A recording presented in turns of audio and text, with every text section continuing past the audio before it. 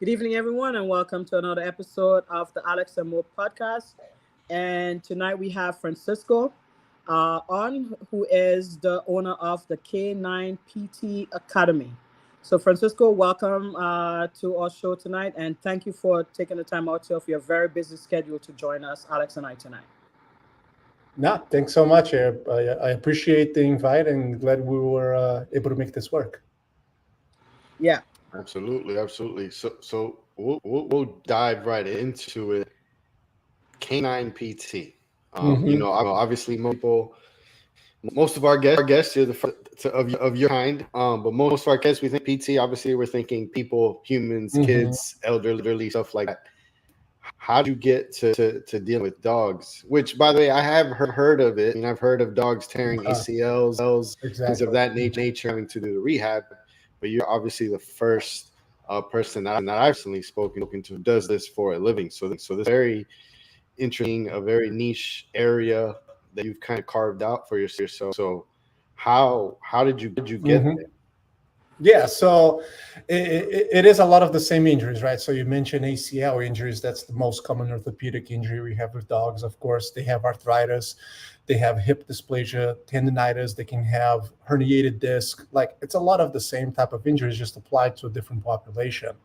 And the field of animal rehab, animal physical therapy in general, has been around for like the first people that started doing, I would say about 30 years ago. We're talking about like mid 90s or so. It was when the first PTs started to consult with veterinarians, basically. And even the animal physical therapy SIG, that's part of the orthopedic section of the APTA.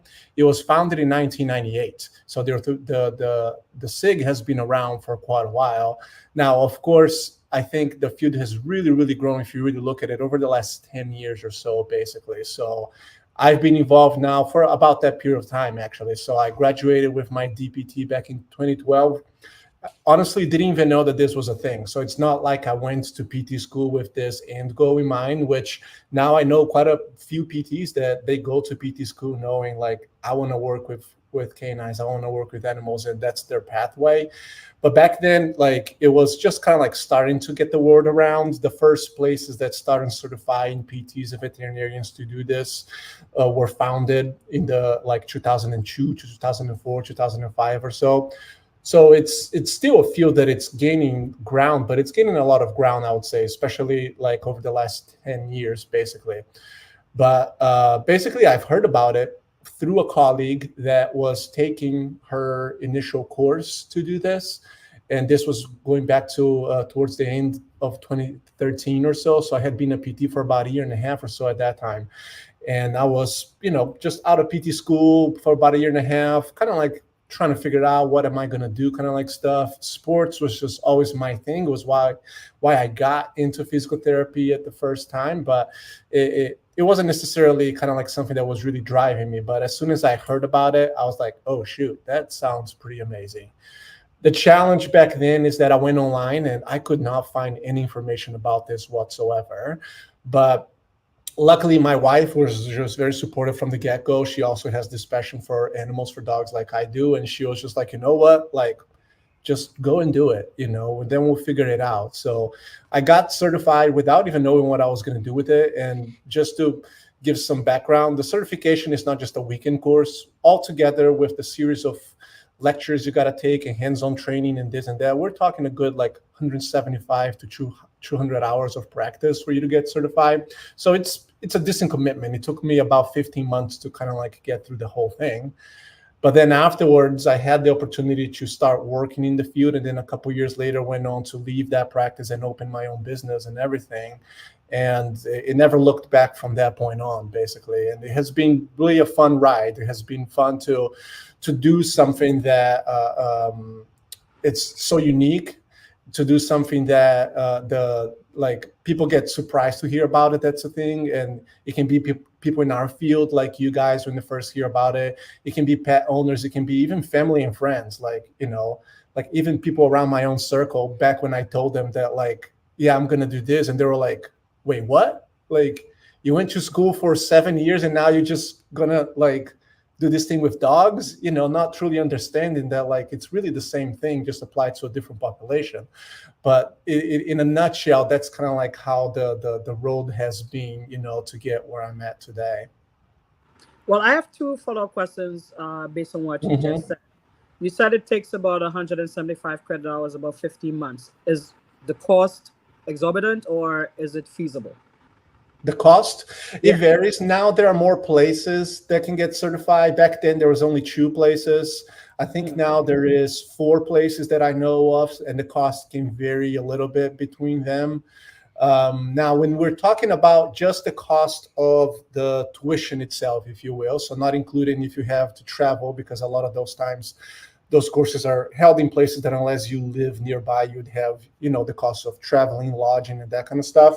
But the tuition itself, we're usually talking about somewhere around like $6,000 to $8,000 or so. So it's definitely an investment. It's definitely not just something that like on a whim you can be like, oh yeah, let me just go do this course because it looks fun. Now, this is of course to go through the whole certification.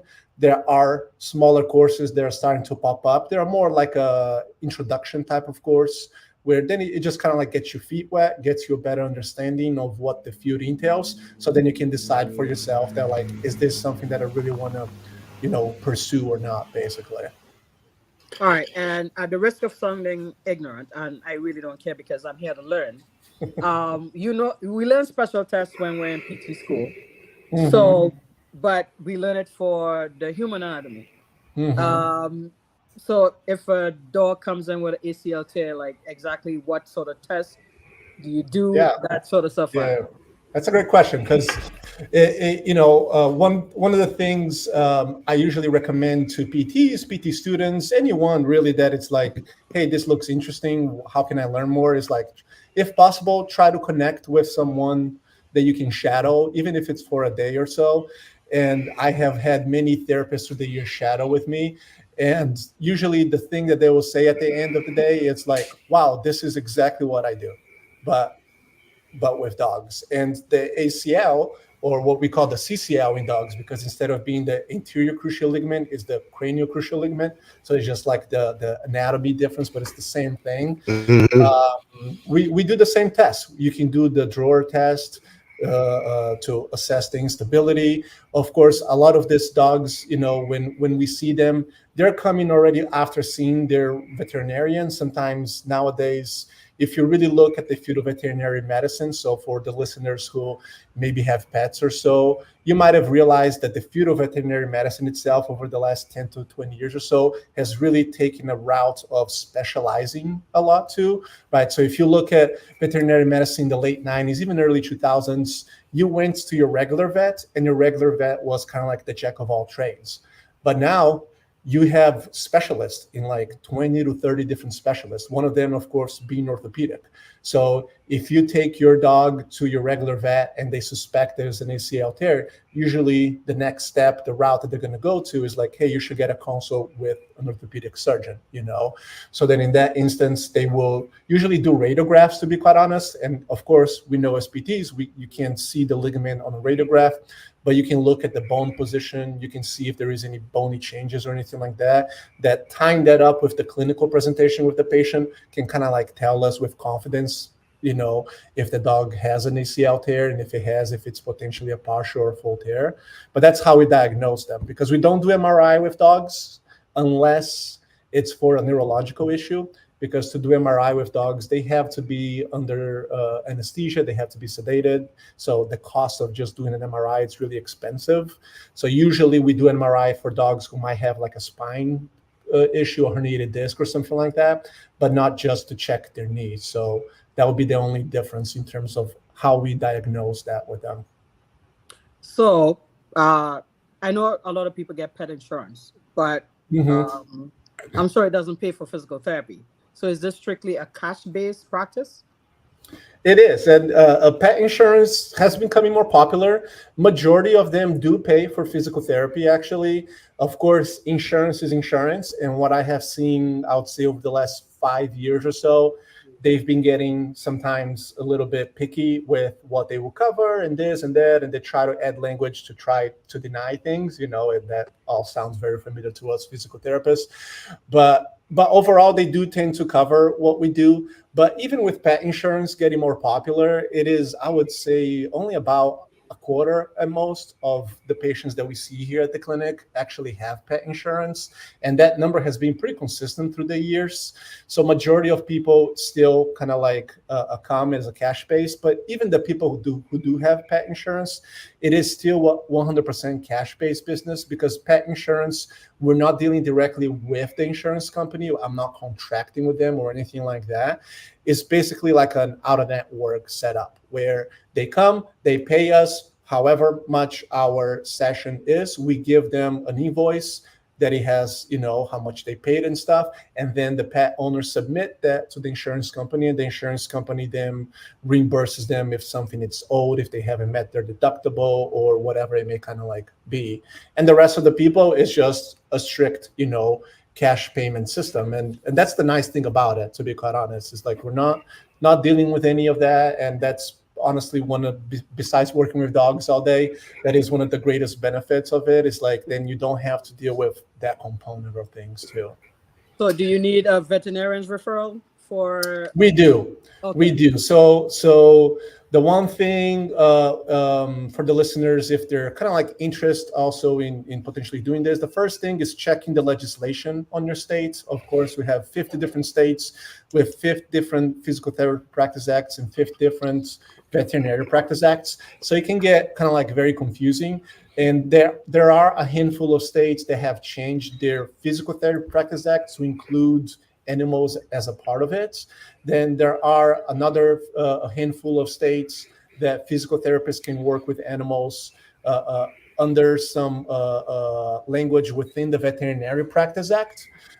There is unfortunately some states that really restrict this, so physical therapists only being able to work if you are employed by a veterinary clinic. And then you have a lot of states that it really doesn't say one way or the other. And that's one of the things that we try to do with the Animal Physical Therapy SIG. It's hopefully to try to drive, a political advocacy to try to change the legislation on states. So especially if states are now looking into updating their practice act, the most recent model practice act from FSPPT from a year or two ago, it does include animal physical therapy on it. And the goal, of course, now is with the model practice act, including animal physical therapy of it, would be to states to start taking, that language into account. But even the states that do allow where physical therapists and veterinarians politically worked together for PTs, to have that on the PT Practice Act, it still requires a referral from a veterinarian. So there's no direct access, if you will, for animal physical therapy. Sometimes, yes, it is annoying, that you have to kind of like contact them and get this form and stuff. But I would say like 99% of the time, it's not an issue.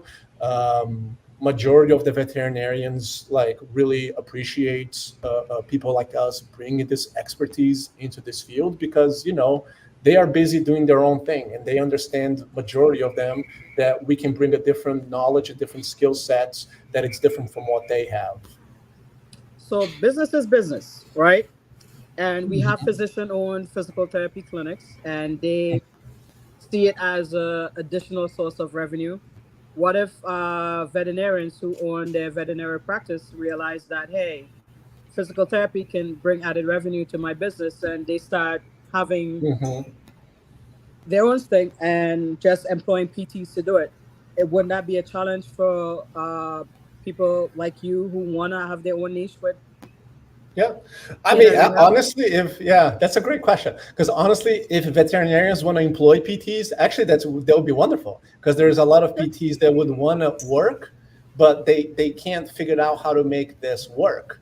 And that's why a lot of us in this field ended up getting pushed almost into own your own business, even if it's a small type of business, just yourself as a solopreneur kind of like stuff, because there's not as many opportunities in veterinary clinics to do this.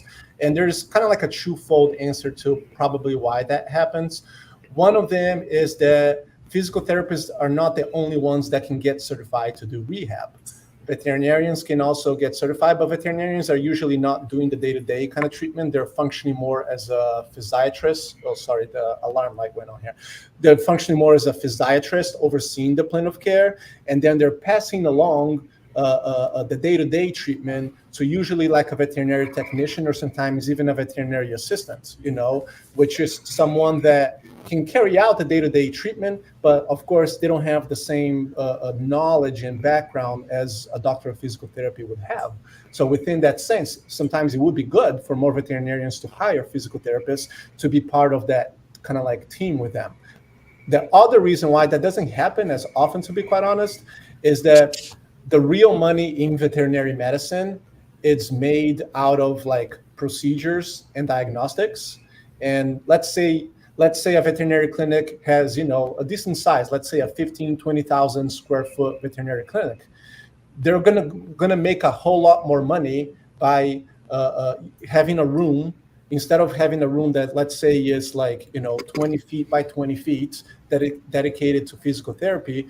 They can divide that room in 2 different operating rooms, and they can make a whole lot more money from doing surgeries using that same kind of like square footage, basically, if you know what I mean. So they can make more money per square footage by doing regular veterinary medicine than they would by doing rehab. So because of that, like, there's not really that big of a concern as maybe kind of like that would be in the physician-owned model in human healthcare. What's a typical day like for you? Yeah, I mean, it varies. It varies a lot. I think some of it, what I tell people, the day-to-day can also vary depending on kind of like the type of clinic that you're on, right? Just like if you work for a large corporate physical therapy clinic outpatient, is going to different if you work for a hospital-based outpatient and if you work for a private practice, right? So it's kind of like a little bit of the same thing. So for example, the veterinary clinic that I worked for a couple of years before I opened my own business, it was more of like a high volume type of environment where I was seeing a dog every 30 minutes. So on a regular day, I was seeing about like 12, maybe on a very busy day, 13, 14 dogs. And for me, that was very stressful, just going boom, boom, boom, boom, boom. So now at my clinic, we structure things a little bit different where our appointments are 45 minutes in length, but we do block off a full hour on our schedule. So the busiest day that our therapist can have on an 8-hour working day would be seeing 7 dogs, basically 1 dog an hour with a 1 hour break, in the middle for lunch and to kind of like get caught up with stuff. And within those patients, you're going to see a variety. We do see a lot of orthopedic patients, like we mentioned at the top. CCL tears, very, very common, most common orthopedic injuries. So we see a lot of those post-surgically, a lot of those also with conservative management if they have a partial tear. And we can sometimes, depending on the case, rehab those conservatively without surgery. A lot of arthritic patients, a little bit of the reason why we in particular see a lot of older dogs, it's also because of our marketing is very much focused on senior dogs and helping educate pet owners and the veterinary community as well, that rehab is more than just post-surgical rehab, that rehab is also about helping, patients as they age, kind of like stuff. And then we also see some neurological cases, dog that had, a back injury or back surgery or other less common, but still kind of like other orthopedic issues like luxating patella, hip dysplasia, and other things like that. So what does the plan of care look like for a patient of yours? Yeah, it looks, and I keep saying that, it looks the same. Like, Looks the same? of course, Okay. that's going to depend on the clinic too, right? So my background, and that was a little bit of my frustration also on why I left the clinic where I was at to open my own business, is because that clinic was, like I said, a little bit of high volume and a very cookie cutter type of clinic, which unfortunately not unusual to see that type of clinic in our field, where every patient that comes get the same type of treatment. Basically, they get underwater treadmill and laser, underwater treadmill and laser, underwater treadmill and laser.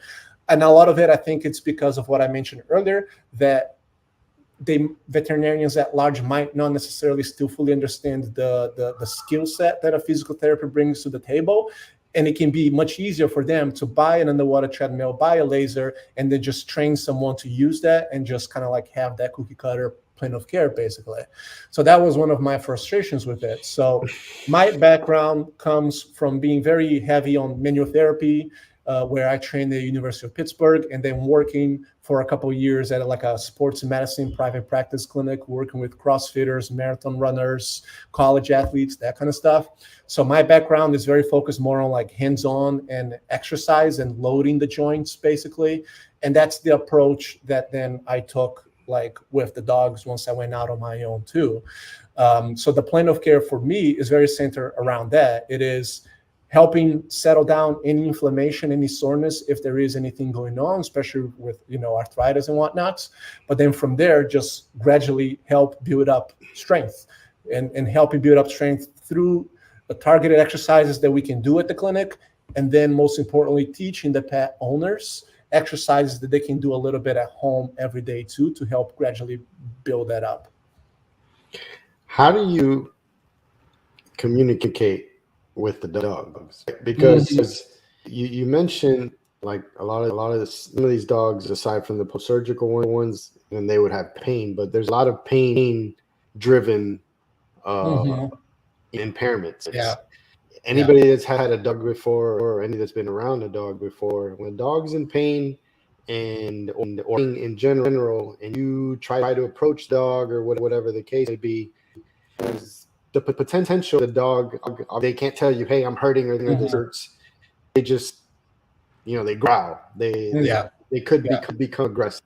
How do you overcome that? How do you connect with it? And it seems silly because man's best friend, and I've had dogs, so it's you make that action, but when you're seeing them for 45 minutes at a time, you don't have that much time to build. Yeah, it's about building that trust a little bit, for sure.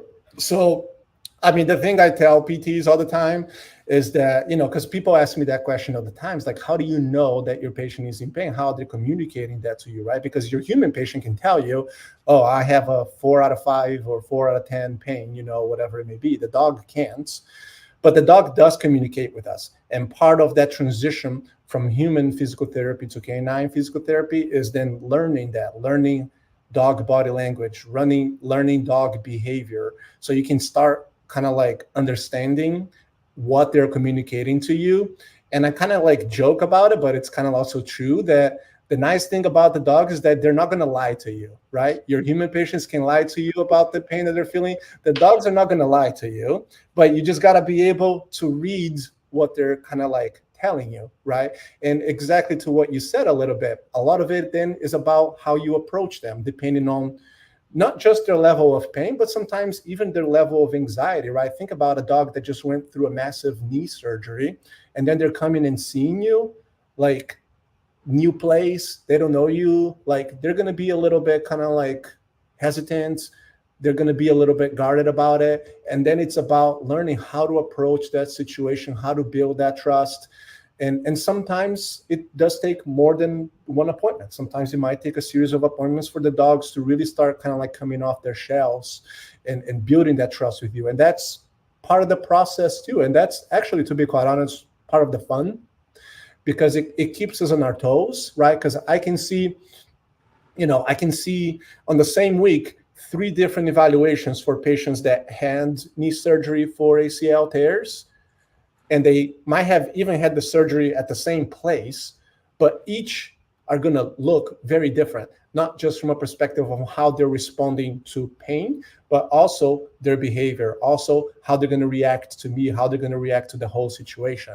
And it just keeps things fresh, to be quite honest, right? And I remember like one of the clinical rotations I had in PT school like 15 or so years ago, it was through a hospital-based clinic that we saw the post-op knee replacements from that hospital. And it was probably the most boring thing ever, because it was just the same thing kind of like over and over again. Now, part of it, I think, was also the setting itself, right? It doesn't have to be the same thing over and over again, but that's what I mean by it. The dogs just help us keep us on our toes and have to adapt to the situation. because of all those things. And then you just get better over time. Now, I've been doing this for 8 years now, and now I have a couple of new physical therapists that are onboarding with us here at the clinic, where they just started now making that transition, and I can kind of like see that, right? As it takes a little bit to learn that. And it's kind of like, I love teaching, and that's part of the fun aspect of it. It's teaching not just the clinical stuff to these PTs that are making the transition, but also that part of it, how you handle the dog, how you read their body language, and all those different situations that are part of it. Typically, like for adults, they're seen like twice a week, some 3 times a week.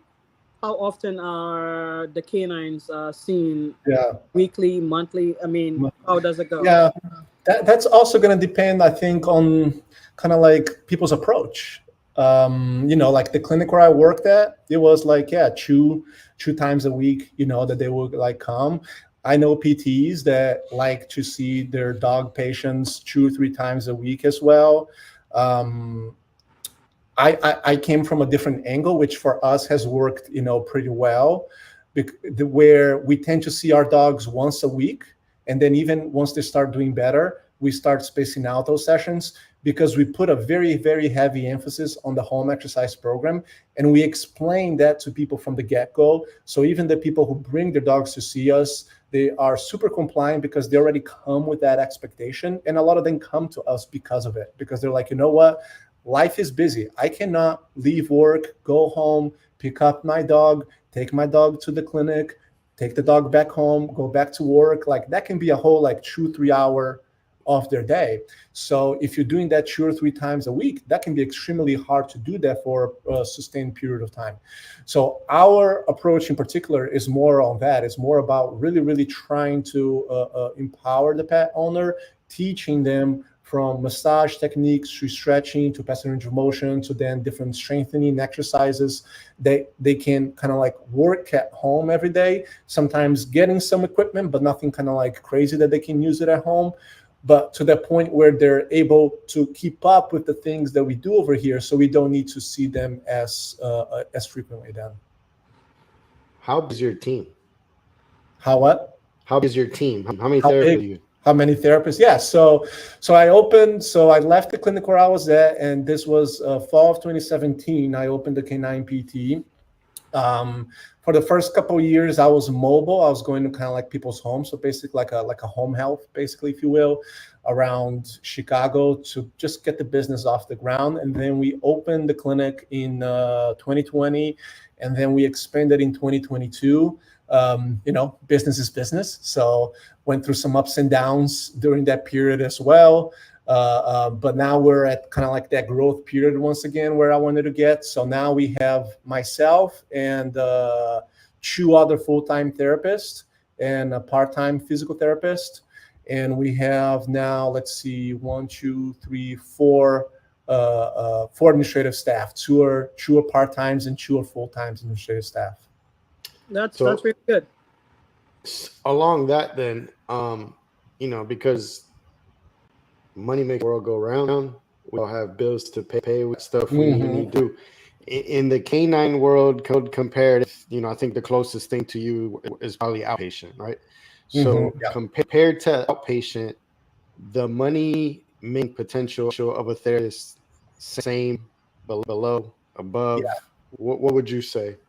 Yeah, and that's a good question. And I wish I could give kind of like a definitive answer, but there's like a lot of factors into that. So when I made that transition almost 10 years ago, I took a massive pay cut. And it was because I was a little bit burnt out, and I wanted to really do this and figure it out. And I did home health PRN for a home health agency on the side to help pay the bills. But even then, it was just kind of tough.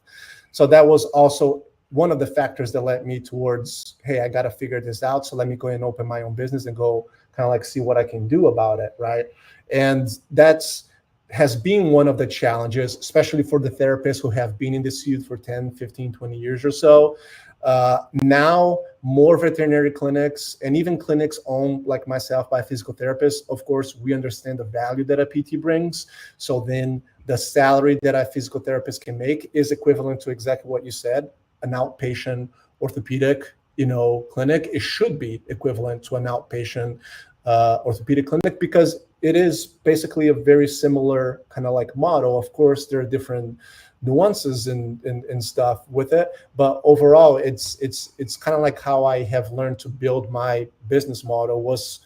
It was learning from business coaches and mentors that teach, the out of network, cash based, physical therapy kind of like world, and applying some of that, what would kind of like I deem would work to the field of canine physical therapy. And a big part of it is figuring out how much to charge. And that's where a lot of clinics in our field get stuck. And even quite honestly, a lot of physical therapists that go out on their own even get a little bit stuck because they don't know how to charge. They don't know how much to charge. And then they ended up undercharging for those sessions. And then because of that, it creates that issue where then, well, if you're undercharging, then you cannot afford to pay a therapist kind of like how much they should be getting paid. So I think part of it then has been one of the reasons why back in then 2020, I started the K9PT Academy, which is started more kind of like an informal kind of thing where some physical therapists started reaching out to me because they kind of like saw what I was doing and they wanted to learn more about what I was doing to get my business off the ground and stuff, and it kind of like evolved through the years into me giving more of that a business coach and business support for physical therapists in our field, because we, of course, as we know, get zero education about that in PT school. And then, of course, with the Canine Rehab certification, we also get zero education about business as well. But a lot of us ended up getting forced, if you will, into being solopreneurs, into being business owners, because we can't find a job around us at a veterinary clinic, or maybe there is a job, but they are underpaying, So then we ended up, I'm just going to go out and start building this thing out on my own. And that's where I've been able to kind of like help PTs then figure out how to do this marketing thing, how to figure out how much to charge, how to set all those process up. So that way you can develop that business, but at the same time, be paying yourself, what you should be paying as a physical therapist. How many that you're aware of in your area, or if you happen to know greater scale, like how many K9 PTs are there right now? That's a good question. Some of it is going to vary from state to state. For example, I'll say Colorado, for example. Colorado was the main state that about 20 years ago changed the Physical Therapy Practice Act to include animal physical therapy. So because of that, you tend to find more physical therapists in the state of Colorado than you would in any other state, basically. So sometimes it's going to be tied up to that, about like the legislation on that state and what allows us PTs to do. I can tell you that the Animal Physical Therapy SIG has, I forgot from the top of my head right now, I should know since I'm the president, but it's something like 500, 600 members or something like that. Now, of course, not all of those members are out there working therapists. A lot of them are members of the academy or have an interest in animal PT, and then they join kind of like the SIG. But I mean, I would definitely say in terms of number of PTs that have their certification to work with animals, we're definitely talking about in the quite a few hundreds through the years. But the challenge now is like how many of those got certified and are using that certification to its full potential, and this is the full-time thing kind of like stuff. How many of them do this but on a more like part-time kind of basis? How many of them just do this as a hobby? They just do this for fun, while they have their full-time job kind of like stuff. And that's a number that would probably be interesting to have at one point in time. But it's hard for me to pinpoint that for you right now. But what I can tell you is that it has grown significantly. Like back when I got certified 10 years ago now, the place where I got certified through, it's both veterinarians and PTs. We go through the same program together, and veterinary technicians as well. And they had like a class of 30 students come through a few times a year to start the certification. And out of those 30 students, 2 or 3 would be physical therapists. Now, out of the 30 students, usually 10 to 12 are physical therapists. right? And now we even have a couple of more certification programs compared to what we have 10 years ago. One of them that it's more geared even towards just physical therapists, meaning like there is a need for it because there are more and more physical therapists kind of like looking into it. So do you have to take an exam after you complete the certification? Like how you have to take Yeah, a good board question. exam? It depends on the certification program itself.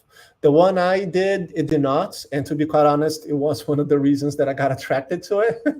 Because after taking the license exam after my DPT, I'm like, I'm done with this.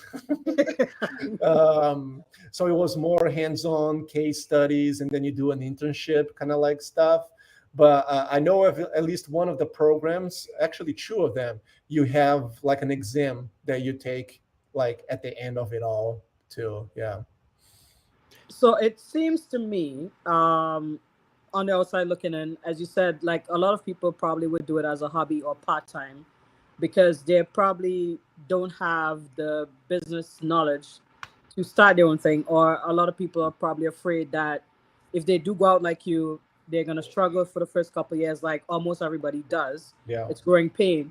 Mhm. To actually take the leap of faith and start their own thing. So do you guys encourage people in the SIG to join like private practice or do peer-to-peer stuff so they can get some knowledge or experience on working a business? To join like the private practice section, is that what you mean? Private practice, or to get some business knowledge to help them I so they think can getting move business forward. knowledge, yeah. I think the challenge, and I can tell from my experience, the challenge that I encountered is that a lot of the business stuff taught to physical therapists is very centered towards insurance. You know, even in PT school, the most basic business stuff that we learned was centered towards insurance. So I was having a very hard time when I decided to go out on my own in terms of like figuring this out, you know. So I started, you know, just trying to read a book here about business, about entrepreneurship, and following, you know, a podcast here, a podcast there. And then, like I mentioned earlier, I ended up working through the years with a couple of different businesses centered towards teaching physical therapists about the business sides of things, but outside of the insurance realm, more focused towards out of network kind of like stuff, because I realized that that was most closely what mimicked the environment that I'll have to be on. And even within those, there were things that I would learn that I would be like, you know what, like, I don't think that's going to work for our field because of this or because of that. So there was some trials and errors in terms of that. And that's one of the reasons why I think I naturally gravitated towards creating the K9PT Academy. Was because people started reaching out to me because of that, because they were missing that gap within it and being like, hey, I just got certified and I'm all excited about it, and, you know, big accomplishment that I wanted it to do, but now what?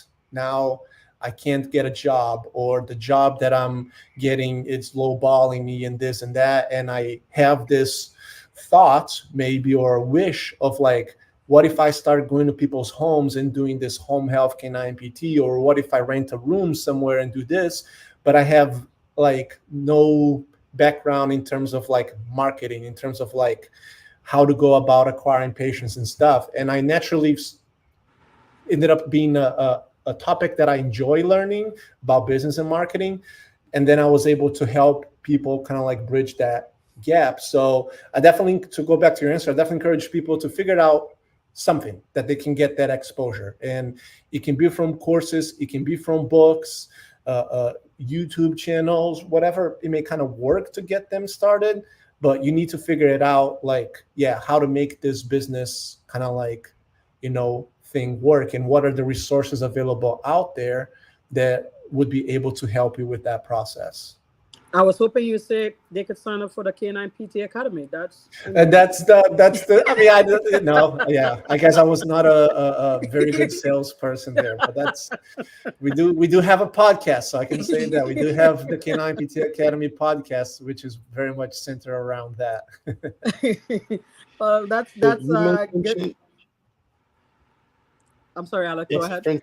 No, you're fine. Francisco, you mentioned you started or you expanded in 2020? I opened it, so I was mobile in 2018 and 2019. Then late 2019, signed the lease on a 1,200 square foot facility. We opened that in March of 2020. Yay, great timing. So yeah, so Opened that in March. that was leading up That to was my the question. question. That Okay, was the yeah. question, because how, if anything, did COVID impact your business? Yeah. Yeah. So we started kind of like a low opening in February 2020, and then March 2020, I had so at that point in time, the business was starting to grow beyond just me. I had one administrative staff and one physical therapist that had started training with me in January ahead of that opening kind of like stuff. And then, COVID happened. We were impacted by it for sure. There was a few weeks, second half of March, first half of April, where kind of like visits went down. But that's honestly when I was really glad that I had built a business learning about marketing, and the marketing that I've learned was very much kind of like, so taking a step back, it was very much centered around not having to rely on veterinary referrals. And it was about, how do I, Francisco, get the K9PT directly in front of the pet owner? Because one of the challenges I had back in 2018, 2019 is that a lot of the people that get into this field, they naturally gravitate towards, well, I'm going to get clients by getting veterinary referrals, right? It's kind of like, we heard that for. right, exactly. So that was my thought too. But the challenge I was encountering was two things. Like, one, I was the first PT in the Chicago area doing this for animals on my own. So a lot of veterinarians at that point in time were like, wait, what? You're not a veterinarian? Why would I refer to you? Right? They didn't understand like a non-veterinarian working with them, which that has changed now, at least for us. And then the second challenge I had is that the clinic where I worked at, they had been open already for 10 years or so at that point. So they had kind of like a pretty good base of veterinary referrals that they would get. So a lot of them would tell me, it's like, well, we already referred to clinic XYZ, so we don't need you, basically. So I quickly realized that I was like, you know what, like, I'm not going to be able to grow this if I'm just knocking on their doors and waiting for them to send me patients. So 2018, I started learning about more direct to consumer marketing, starting to implement that in 2019, to the point where Google became our first number one source of leads. Still is to this day, even though we have built veterinary referrals through the years, then through like then people getting to know us and that kind of stuff and building those partnerships. But I built the business on the back end of Google and direct to consumer marketing, which then, going back to your question about COVID, that helped us quickly bounce back from COVID, because I wasn't waiting for the phone to ring, waiting for veterinarians to refer them to us.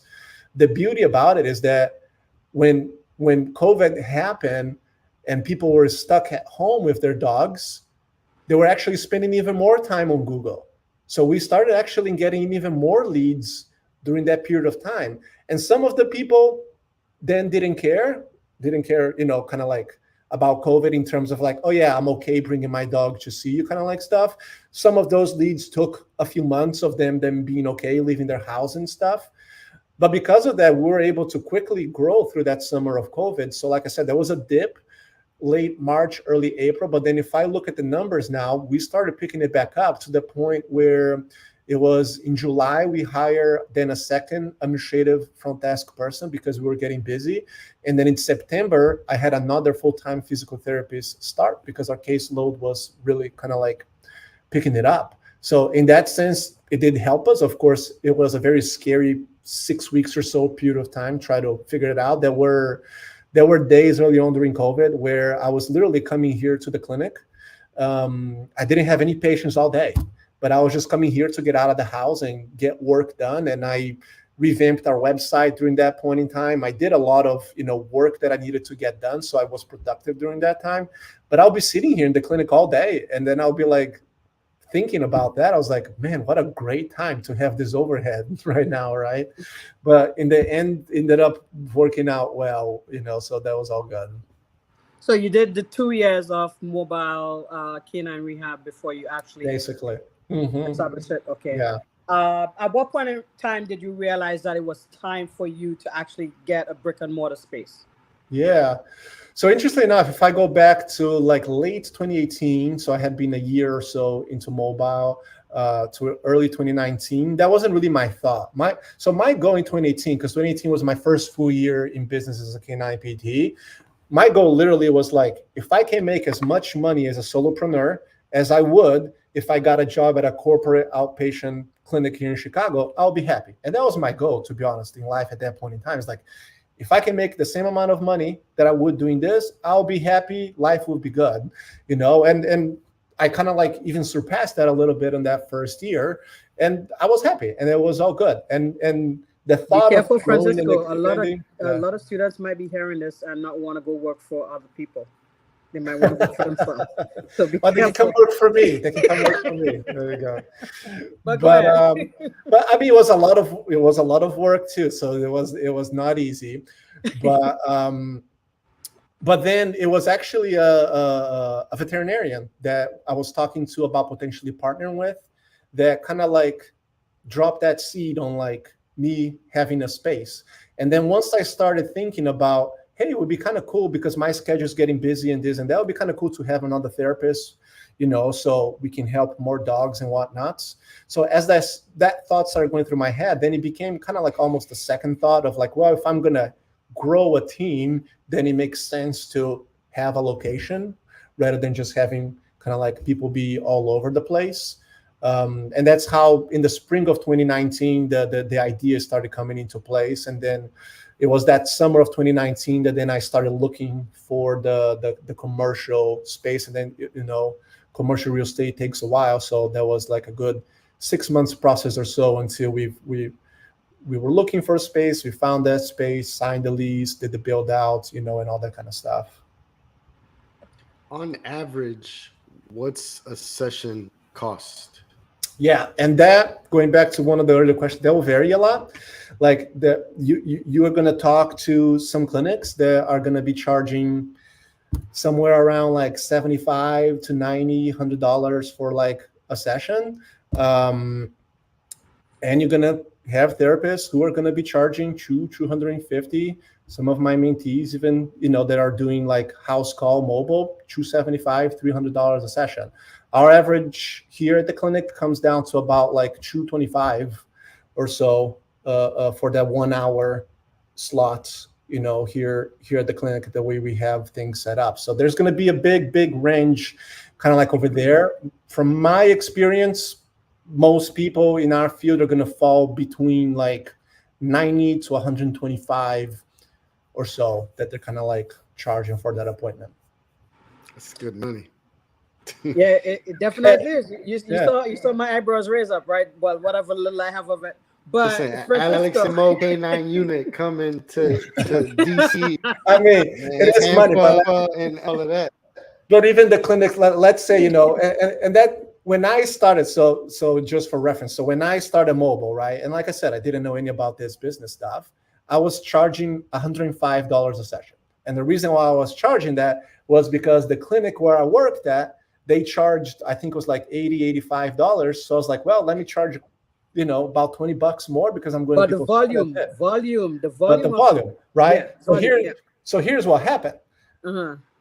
6 months in or so, I started getting a little bit busy, right? So then I'm like, okay, cool. I'm getting busy. I was seeing a decent amount of patients, but then I'm looking at the bank account and I'm like, oh shoot, this is not adding up.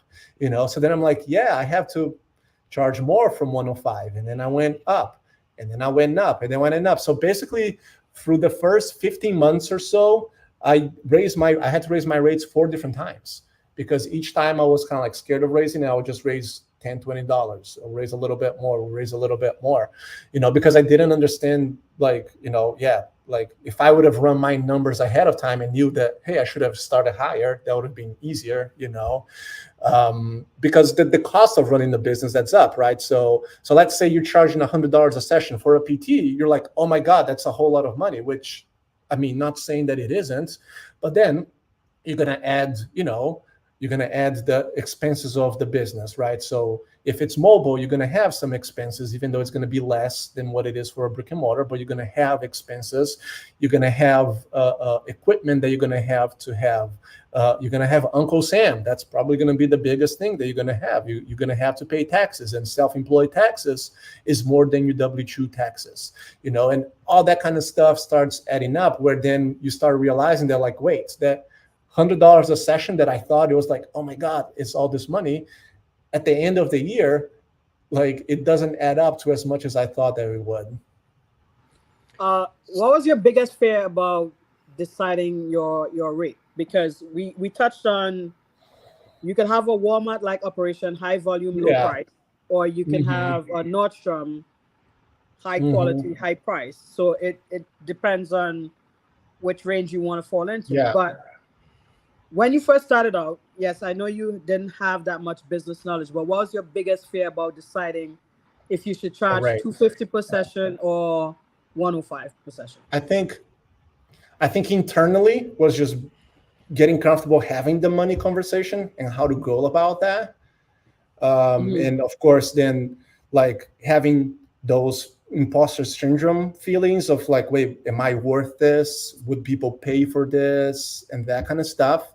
And I think externally was the fear of rejection. Then it's like, what if people don't want to pay this and they call me, money hungry, and they kind of like say nasty things about how much am I charging, kind of like stuff, So I think those were probably like and both of those comes down to mostly like a mindset shift on how to look at things. Some of it, of course, then it is the processes, and yes, how you have that conversation with people. And that took me like a couple of years to really build and fine tune those systems, to really kind of like explain to the pet owner like the value that we bring to them, and the fact that, yeah, you could go to a clinic down the street, and you could pay half of what you're paying over here, but you're comparing apples to oranges. You're not comparing the same thing.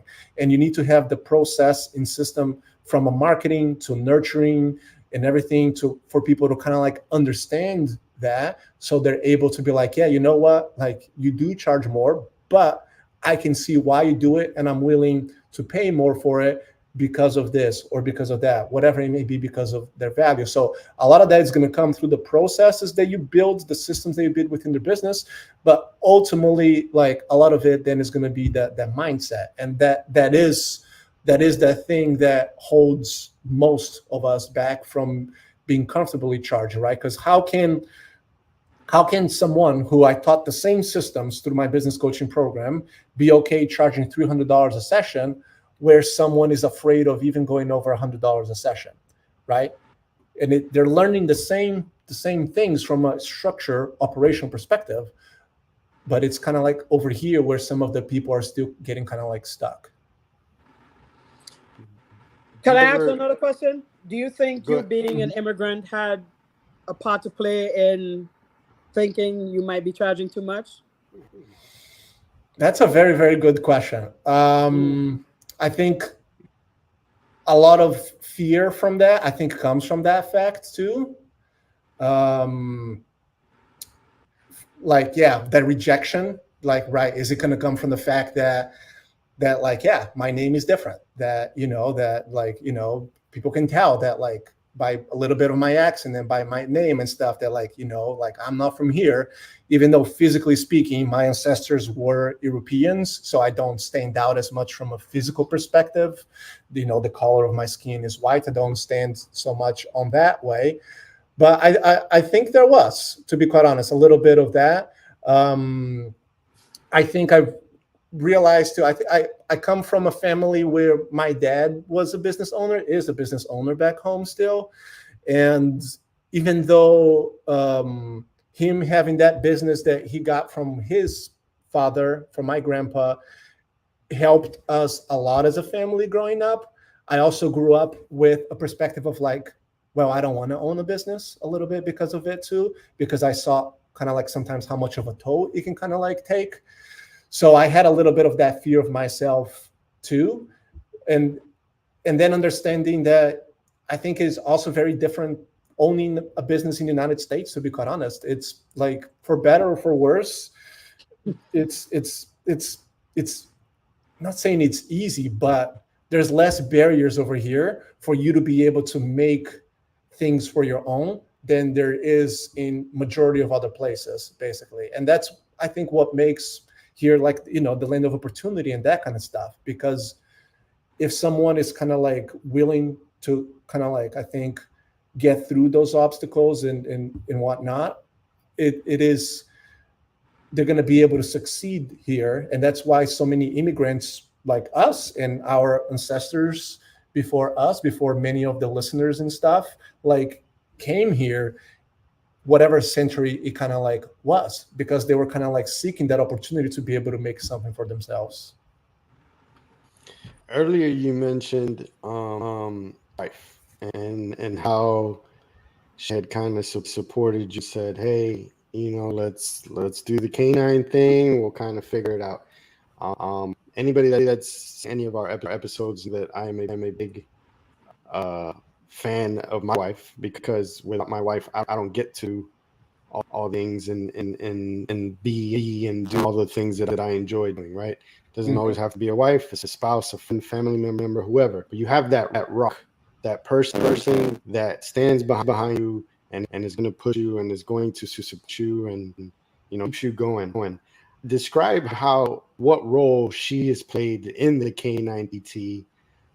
Is she involved K9PT in any level? But Great question. what that means to you? And I mean, I don't know if you have kids, and how that kind of factors into that. No, that's a great question, because I could not have asked for a better partner in life in general, for many reasons, that being one of them. We've been together now for I've been together for 16 years, married for 14 years. I shouldn't have to think about it, but you know how it goes. 14 years. Long day. And long day, right? Long day.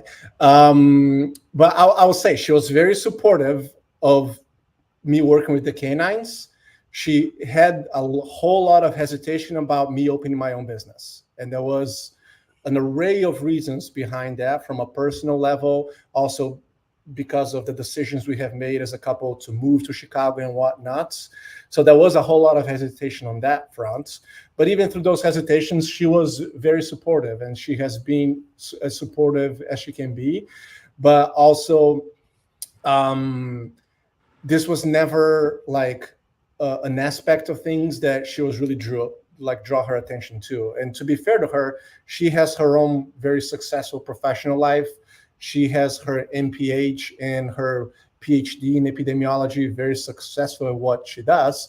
So her involvement with the K9PT is basically zero, because she has her own career that she's building. She has her own, aspirations of what she wants. And, we try to balance it out and try to support each other, in that way, which it has its pros and cons of having a household that you have someone who has more of that entrepreneur drive and someone who has the opposite and looking more for that safety kind of like of a job kind of like stuff.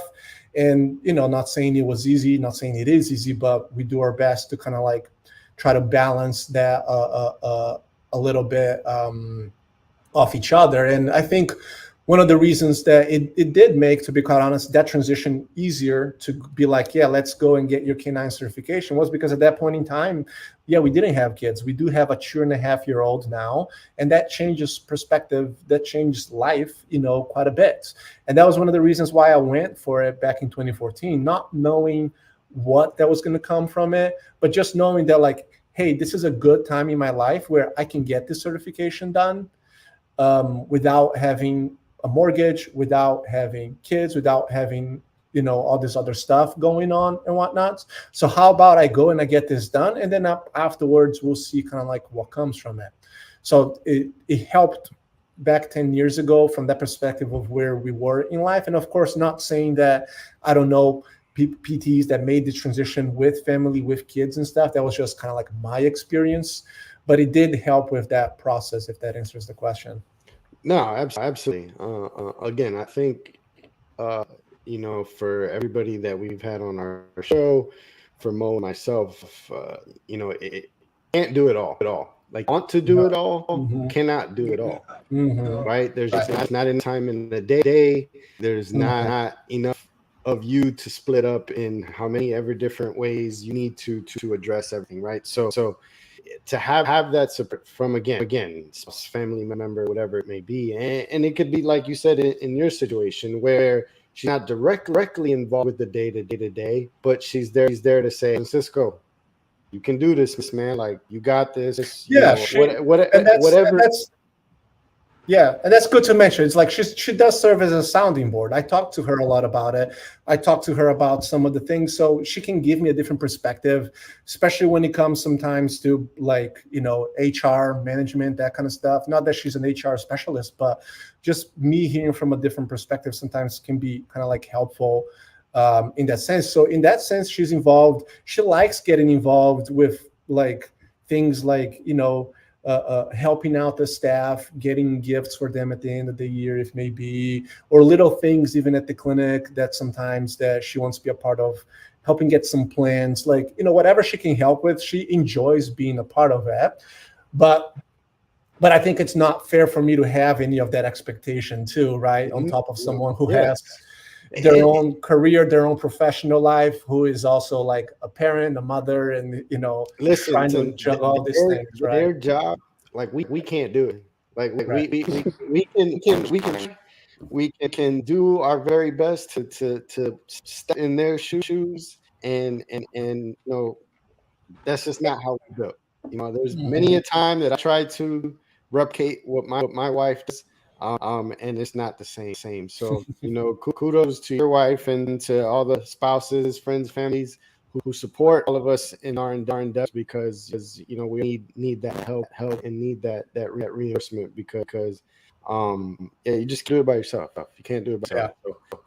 So, and an underrated blessing too, in that since you are the entrepreneurial person in the relationship, sometimes we take risk, and with them being a sounding board, they pay attention to the details.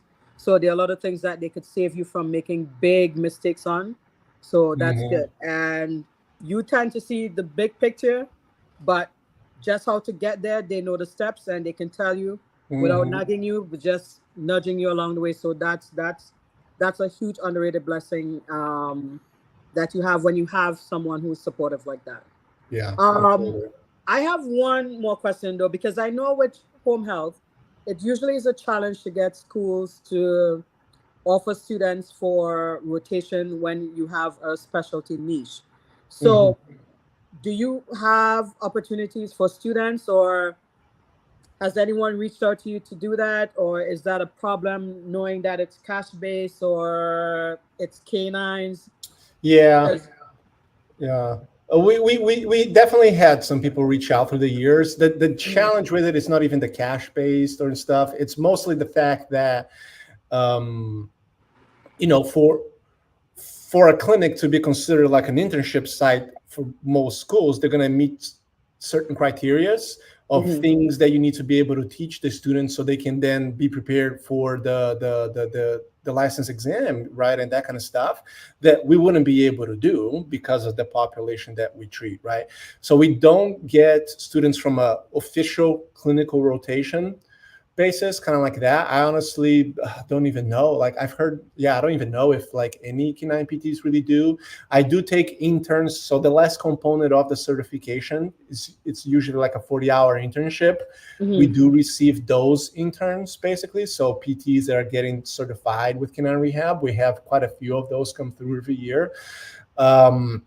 Like I said earlier too, we have plenty of PT students and PTs that come and shadow for half a day, for a day or something like that, so they can kind of like understand and see what this entails a little bit more. And I highly encourage people to reach out to a clinic nearby you or try to connect someone nearby you if this is potentially of interest to you. I had even PTs that flew here for a day or two to spend time because they couldn't find someone nearby them, and they just really wanted to see what it was for, if it was something that it would be kind of like truly interesting for them or not. So I highly encourage to kind of like seek those opportunities. But in terms of like an official clinical rotation from school, then that becomes a little bit more complicated because of basically like the bureaucracy behind that. Okay. All right. So as we get close to wrapping up, we got to pivot because we all pivot on our show, and it's usually towards sports. So you're Brazilian, right? Yeah. Yep. We got a big soccer tournament for those. Well, football or in Portuguese, futebol. Football. Yeah. For Copa America. I'm Colombian. Yeah. So Right. what is your thoughts? Because I know there's a lot of stuff in news and kind of the state of the Brazilian national team. Yeah. What are your thoughts? What are your expectations for Brazil's national team going into the Copa America this summer? Oh, great question. So I like over the last 5 years or so, I started following soccer a little bit more closely once again football. So one of the pathways that made a little bit easier for me to move to the United States was football. So I played football growing up. I was a goalie. You can't tell from Zoom, but I'm tall. I'm 6'5". No, So really I was a goalie. Oh, yeah, you met me in person. Yeah, so you know.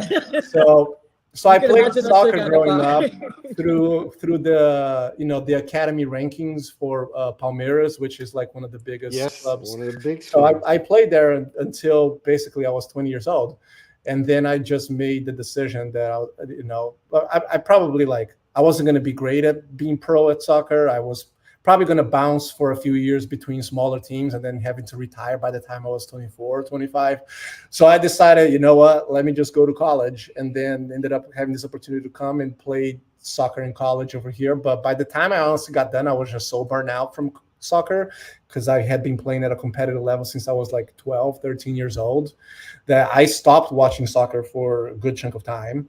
And then I just found that passion come back. But to go back to your answer, now I've been following a whole lot more, so I'm better prepared to answer questions like that. Because definitely, like, Brazil can still develop a whole lot of great players, but we haven't had the players that we had, 20, 25 years ago, right? We don't have Ronaldo, we don't have Rivaldo, we don't have Cafu, Roberto Carlos. Like, we just don't have those players anymore.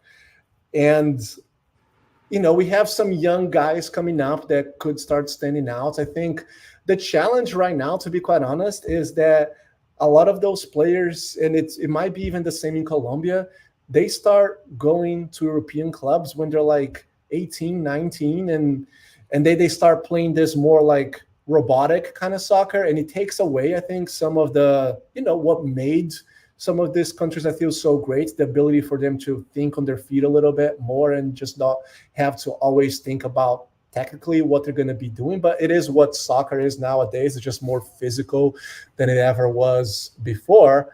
But I do think Brazil can actually put up a good presentation at Copa America, primarily because I think the new coach understands that aspect of it.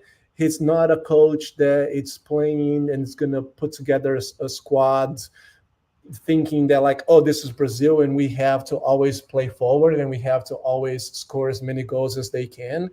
He was a coach that I actually follow pretty closely because my team growing up and the team that I follow is São Paulo, and he was the coach for São Paulo for about a year and a half or so before he joined the Brazil national team. So I follow very closely what he does, and that's what he did with our team. It was a team that runs a lot, a team that knows how to play with and without the ball.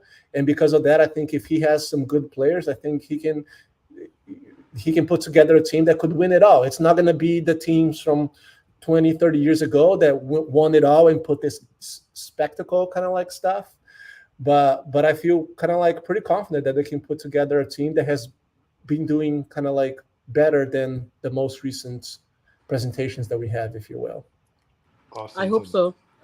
Yeah, right. I look forward to a very, very, very exciting Copa America. Obviously we've got the European Cup as well, so summer is going to be a fun summer. And, look forward to it. But Francisco, thank you very much, and we really do appreciate your time. Learned a ton today.